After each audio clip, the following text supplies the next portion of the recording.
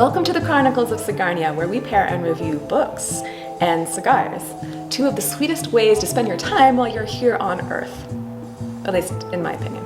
And speaking of sweet, today we have something that I don't usually try, a Fat Bottom Betty cigar from Deadwood, which has a sweetened cap. We are pairing it with a whole bushel?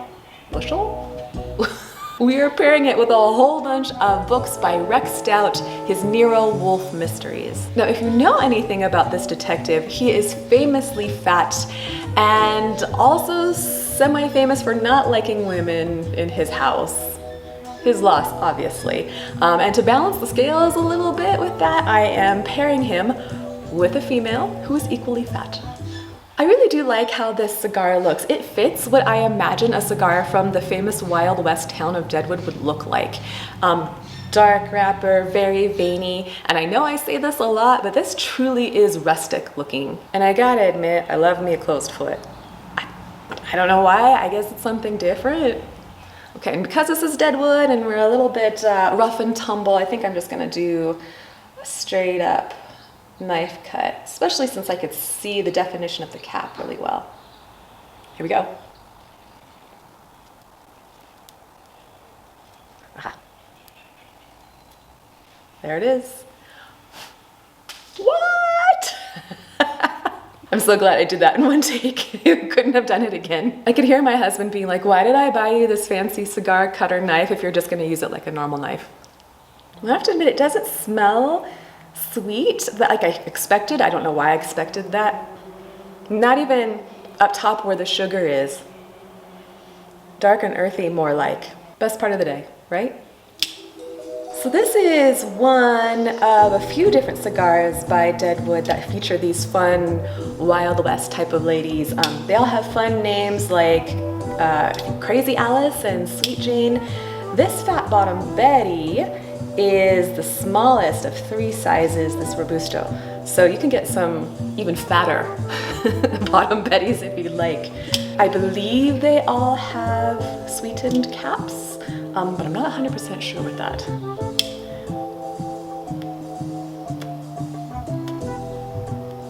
Ooh.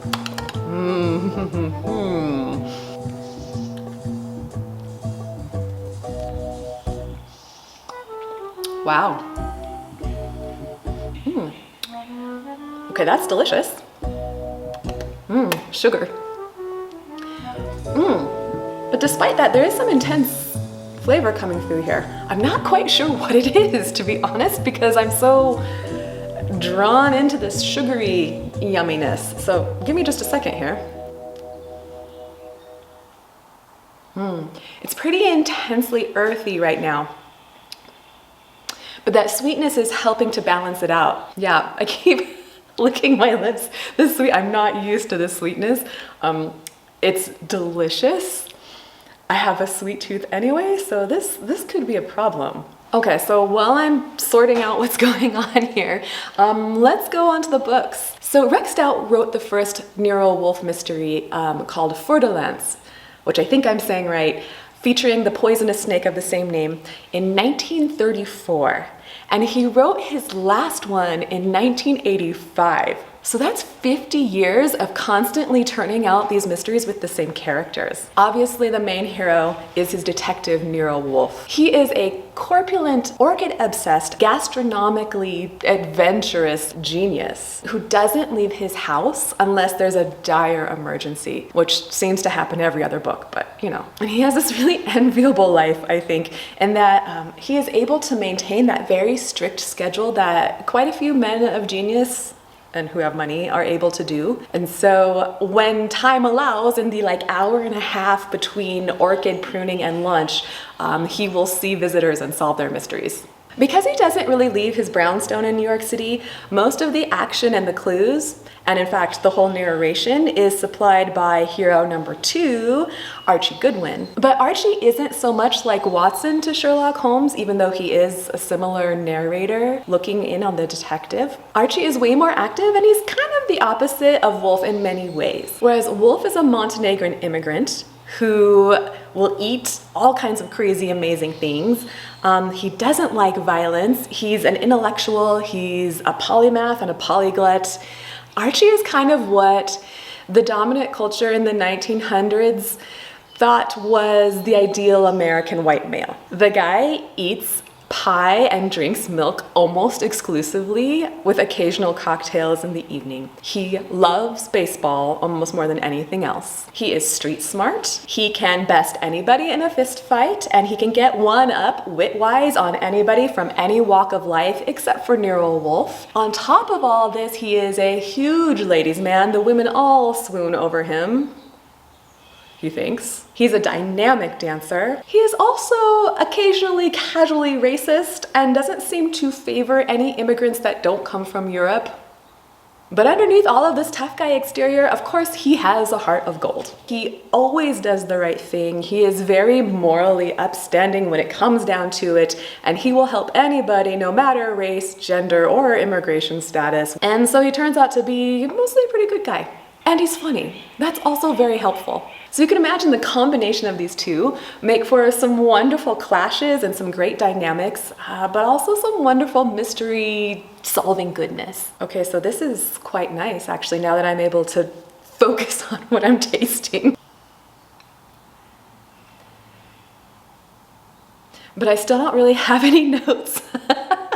It's more like a creamy, smoky tobacco flavor that is very sweetened by what you've got going on the cap that fills the palate.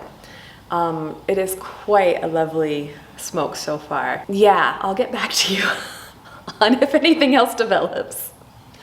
Okay, back to the books. I have read quite a few of these in my lifetime, but just for some reason this winter, the bug caught me again and I ended up reading 7, I think, all in a row. And if you do that, the pattern becomes evident. And the formula is that here they are living their wonderful lives in the brownstone, where they get these exquisite meals 3 times a day and spend most of the time pruning the orchids. But then, you know, someone walks in their door and usually they really need the money and Archie wants to take them, but Wolfe is like, no, I don't have time. I am spending my time at the orchids and reading my books. I want this life. But then either they say something that piques Wolfe's interest because it's unusual, or something happens to them and our dynamic duo is forced to take them on as clients. The mysteries are always well plotted. I have not run into one where I was like, well, I'm confused, or that doesn't make sense. The solutions are always interesting, but never too outlandish so that you don't believe them. And they deal with a wide range of demographics. So you will have people from all walks of life coming to Nero Wolfe. The first third of this cigar went by very fast. For me in particular, who's usually a notoriously slow smoker, I blame the sweetened bit there. The ash was very sturdy. It did not want to come off. But now that I'm in the second third, I'm finally starting to taste a little bit of this tobacco. So I've had very limited experience with cigars like this. Evidently, this is just a sweetened cap and not infused tobacco. My personal theory before smoking these was that the sweetness was there to perhaps cover up some inferior tobacco or some flavors that were not so fabulous. I am pleased to say that that is not the case with this cigar. The flavors that I'm getting now that I can actually taste them are quite nice. Yeah. Okay, it is for sure more on the mild side, but I am getting some lovely earthiness that is coming through. And there is a little bit of that sweetness left, and so it is a sweet, earthy goodness that's creeping in here during the second third. And on the tail end, I feel like it's veering into that bittersweet chocolate thing. But it could be that my taste buds are totally confused because I'm still getting the sweetness along with that earthiness, and so maybe my brain is interpreting that as bittersweet chocolate. I don't know, I'm confused, but it's good. I have to say that I kind of wish the intensity of the sweetness would last a little longer. It is very quickly fading. I know that's not for everybody though, and some people might want to actually taste the cigar, so I think they're trying to bridge that gap. I think I didn't really talk about the design of this. The colors are wonderful in that they are mostly primary colors. We've got red and blue, and that was on the footband also, and then some yellow going on in the background. But there are also these wonderful pictures of the women. They're a little bit edgy and creepy, but also wonderfully feminine, with a few roses and the stylized faces. They all have a similar, it's like the Dia de los Muertos faces that some of my friends do during that holiday. So they're very highly stylized skulls, almost. So these are very classic whodunits in a sense. But I think what makes them really shine for me is, first of all, their lifestyle, which I really want. But secondly, the characters. Now, not just Wolfe and Archie, though they are wonderful, they are surrounded by a recurring cast of secondary characters that I absolutely love, and that really makes their life kind of shine for me. There's the live-in chef, Fritz, who, someday I would love a live-in chef. He adds a lot of comedy actually, because he is very uptight and is very offended by people's bad manners when they come in. There are also 3 independent contractor detectives who come in: Fred, Saul, and Ori. There's the live-in orchid guy, Theodore, who lives in the greenhouses on the roof and spends all his time taking care of plants. There is Lon, the newspaper guy. And there is the best, grumpiest inspector ever, Inspector Kramer from Homicide, who of course has the love-hate relationship with Wolfe. He is the source of both most of Wolfe's pains in the butt in this, but also he is the source of a lot of the most sweet and heartfelt moments in these books. And he's famous for his cigar, which he always has in his mouth, but he has never lit in 50 years. The poor guy needs to be given a lighter. So not just the mystery, but being surrounded by all of these lovely characters, they create this really rich, attractive world, despite knowing that being female, I would probably not be let in. I'd like to imagine how if I was actually there, I would kick down the door and make Fritz make me a beautiful dinner, but Okay, through the magic of editing, we have fast forwarded, bring back the editing. Through the magic of editing, we have fast forwarded. There's gotta be a better way to say that, right? Okay, so through the magic of editing, we have zoomed to the third of the cigar. Of course, the flavors are intensifying as you move through the cigar. And the lack of sugar might be contributing to that. The sweet cap tends to go away quite quickly. That earthiness has morphed into a deeper, more complex, leathery type of flavor. I still like it quite a bit, but the intensity of it, I think maybe because I was conditioned to have some of the sweetness at the beginning, the intensity feels a little bit overwhelming here at the end. Pretty sure it's not any more intense than a normal medium flavored cigar. Just that difference makes it seem a little more so. Weirdly, there are some green notes popping up too. But at this point, I really don't trust my palate. So as far as the 4th third and how the smoke affects you and stays with you after you're done, this is really not a lingerer, which I like. The room notes are really quite lovely, and the tasting panel described it as almost smelling like pipe tobacco, which I love the smell of pipe tobacco. So to me, that's a plus. And while of course your skin and your hair do get infused with the smokiness, it doesn't really stick around like some cigars do. So could be a plus depending on what you've got going later on in the day.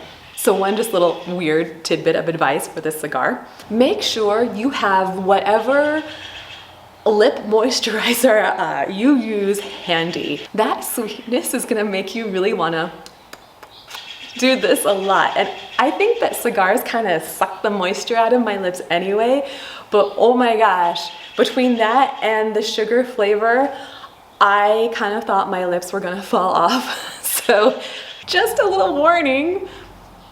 Also, the tasting panel broke out some traditional old fashions while we were trying this, and the sweetness of that drink really went well with the sweetness of this cigar. So if you are someone who likes to pair your cocktails and cigars, Traditional old fashions are great with this. So I mean, these aren't going to be for everybody. There was a person on the tasting panel who was a definite no, but for someone like me who has a little bit of a sweet tooth, but still likes the cigars, this is a really good option. Yeah, I honestly enjoyed this way more than I expected I would, and I very quickly went and bought some more.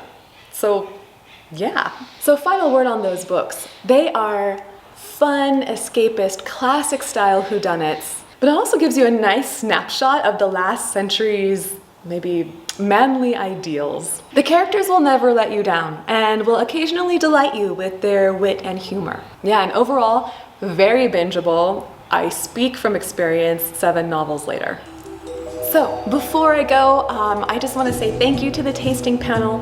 Thank you so much for watching. I apologize for the length of time between these episodes. Thank you to those of you who inquired what was going on. I appreciate that you actually wanted to see some of these, so thank you very much. Hopefully it will be warmer in here and I'll have less work at work.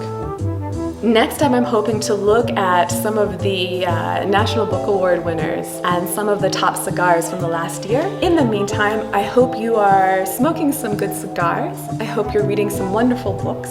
And of course, I hope you're doing them both at the same time because that is truly one of the joys of life. Thank you so much again for watching. I really appreciate it. See you soon.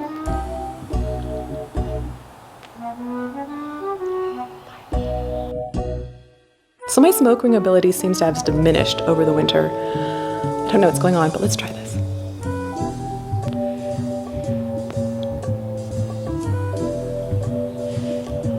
Hey, hey, it's still a ring. There it goes. Too bad that's off camera because that one was really good. I have no photographic evidence. One step closer to Gandalf.